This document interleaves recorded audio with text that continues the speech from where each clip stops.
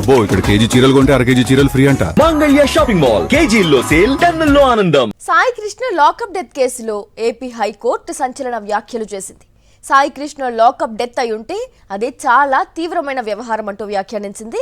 మే నుంచి habeas corpus petition pending లో ఉన్న ఇప్పటి వరకు ఎందుకు కౌంటర్ దాఖలు చేయలేదని పోలీసులను ధర్మాసనం ప్రశ్నించింది. వారం రోజుల్లోపు కౌంటర్ దాఖలు చేయాలని ఆదేశించింది. మరోవైపు ఈ కేసులో హోంగార్డ్ వెంకట్రాజును అరెస్ట్ చేశారు. ఆయన రిమాండ్ రిపోర్టులో కీలక విషయాలు వెలుగులోకి వచ్చాయి. సాయి కృష్ణ లాకప్ డెత్ కేసులో ఏపీ హైకోర్టు విచారణ చేపట్టింది. మే నుంచి హెబియస్ కార్పస్ పిటిషన్ పెండింగ్ లో ఉన్న ఇప్పటి వరకు ఎందుకు కౌంటర్ దాఖలు చేయలేదని పోలీసులను ధర్మాసనం నిలదీసింది. తదుపరి విచారణ నాటికి కౌంటర్ దాఖలు చేయాలని ఆదేశించింది.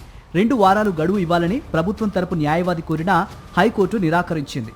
వారం రోజుల్లోపు కౌంటర్ దాఖలు చేయాలని స్పష్టం చేసింది. తదుపరి విచారణను ఈ నెల 20కి వాయిదా వేసింది.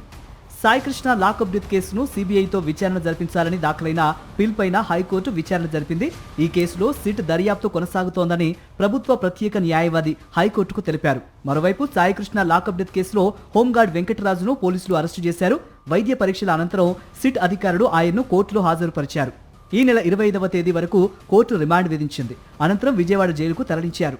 వెంకటరాజు రిమాండ్ రిపోర్టులో కీలక విషయాలు వెలుగులోకి వచ్చాయి. సాయి కృష్ణ లాకప్ డెత్ కేసులో ఆధారాలు దొరకకుండా ఉండేందుకు CI Nagaraju, head constable Ashok, home guard వెంకటరాజును ఉపయోగించుకున్నట్లు రిమాండ్ రిపోర్టులో పేర్కొన్నారు. మే 14న Krishnalanka police station cellar, station outdoor, ప్రధాన ద్వారం ఎదురుగా ఉన్న సీసీటీవీ ఫుటేజ్ ను తొలగించారు.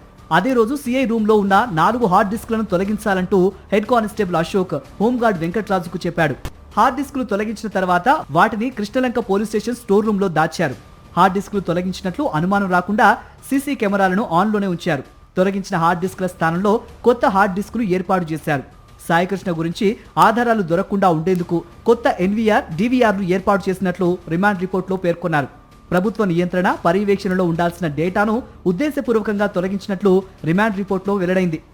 సీసీ కెమెరా విజువల్స్ తొలగించడంలో నాగరాజు, అశోక్, వెంకటరాజు ముగ్గురు కీలకంగా వ్యవహరించినట్లు రిమాండ్ రిపోర్టులో పేర్కొన్నారు. మరిన్ని అప్డేట్స్ కోసం ఛానల్ ను సబ్స్క్రైబ్ చేయండి. నోటిఫికేషన్స్ కోసం బెల్ ఐకాన్ పై క్లిక్ చేయండి.